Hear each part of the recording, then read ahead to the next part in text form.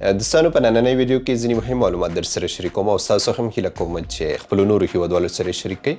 د ټیکټ خو ګورئ سکرین باندې دا زموږ یو هیوادوال د خپلو نورو ملګرو سره تیر 15 تاریخ باندې کابل څخه دوبۍ ته پرواز درلوده، خو کله چې دوی کابل نړیوال هوایي ډګر ته ورسېدل په هغې کې دغه یو ته د بورډینګ پاس ورکولو اجازه ورنه کړی شوه.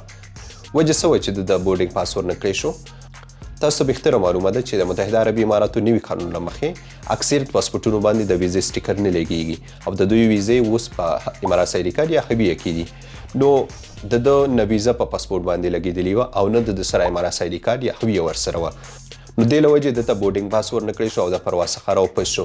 بیرته د کم ملګري په تورو د کم امارات سایډي کارت یا هویه چې اماراتو کې وه هغه کابل ته ولېږله او 23 تاریخ باندې بیرته دوبۍ ته راغی، خو دا ځل د سره هویه موجوده وه.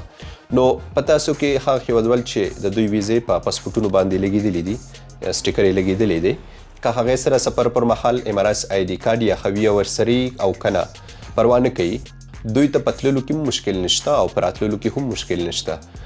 خو هغه ملګري چې د دوی ویزه پاسپورټونو باندې نه ده لګېدلي، دوی ویزه په امارات آی ډي کارت یا هویه کې ده، کله چې تاسو سفر کوئ کوښښ وکړئ چې تاسو سره امارات آی ډي کارت یا هویه موجوده وي. دې په اړه چې ما د اریانا مسؤلینو سره خبرې وکړې، دوی راته ویل چې زموږ هیوادوال چې د دوی ویزه په هویه یا امارات آی ډي کارت کې دی، که چیرې دوی سافټ کاپي په خپل موبایل کې ولري نو موږ اجازه ورکوو چې د دوبۍ څخه کابل ته سفر وکړي.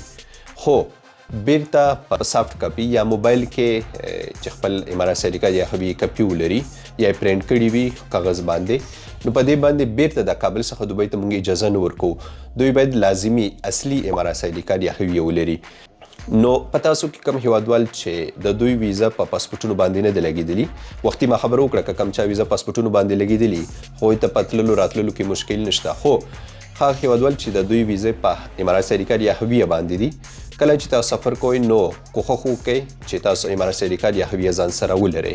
د دوبۍ څخه کابل ته تللو پر مهال ستونزه درته نه ایجادېږي، خو بیرته راتللو پر مهال ممکن تاسو ستونزې سره مخامخ شئ، لکه څنګه چې وختي ما د یو هیوادوال کیسه در سره شریکه کړه.